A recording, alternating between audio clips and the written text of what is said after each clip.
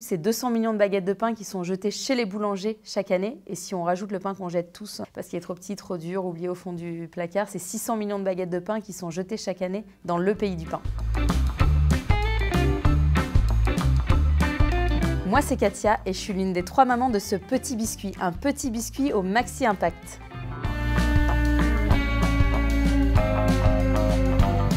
On collecte les invendus de pain chez les boulangers bio locaux, qu'on transforme en chapelure, et cette chapelure nous sert de matière première, comme une farine finalement, dans nos recettes de biscuits. Et ensuite, on en fait des biscuits sucrés, des biscuits salés.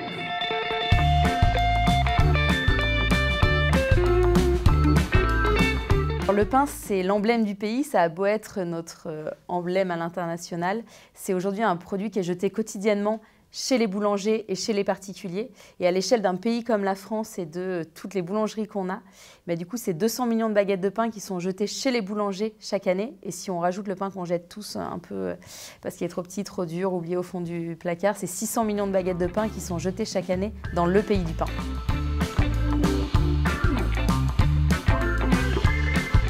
Mon parcours, comme celui de mes associés, c'est d'être de formation ingénieur agroalimentaire et d'avoir travaillé chez un industriel agroalimentaire international, chez qui j'ai beaucoup appris, mais chez qui j'ai pris conscience des impacts écologiques et sociaux de notre alimentation, et chez qui je me suis rendu compte que les schémas qu'on avait aujourd'hui en France n'étaient pas forcément les plus vertueux.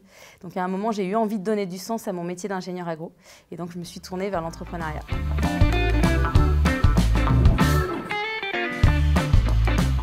J'ai été recrutée avec mes associés dans une association qui œuvrait pour l'insertion des personnes handicapées, où là on a pris conscience du manque d'activité professionnelle pour le public en situation de handicap, et notamment pour les ESAT, les établissements et services d'aide par le travail qui sont aujourd'hui en sous-activité. Donc d'un côté on avait constaté le gaspillage alimentaire et de l'autre le manque d'activité en ESAT. Donc c'est comme ça qu'est née l'idée de créer une entreprise avec un impact social et environnemental qui revalorise des invendus en créant de l'emploi pour des personnes en situation de handicap. Et c'est comme ça qu'est née la biscuiterie Andy Gaspi. Et en mars 2022, on s'est installé dans l'ESAT de Savenay, où là, on a formé 30 personnes en situation de handicap mental et psychique sur le métier de biscuitier.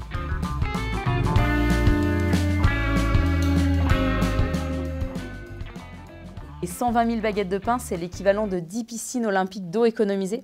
Parce que ce qu'on sait peu, c'est que pour fabriquer une baguette de pain, il faut l'équivalent d'une baignoire remplie d'eau, entre l'arrosage du blé, la transformation du blé en farine et après la fabrication du pain. Sauver 120 000 baguettes, c'est aussi économiser 10 piscines olympiques d'eau chaque année dans notre atelier à Savenay. Et vu que l'idée, c'est de créer d'autres ateliers sur le territoire, plus on créera d'ateliers, plus on maximisera notre impact positif social et environnemental.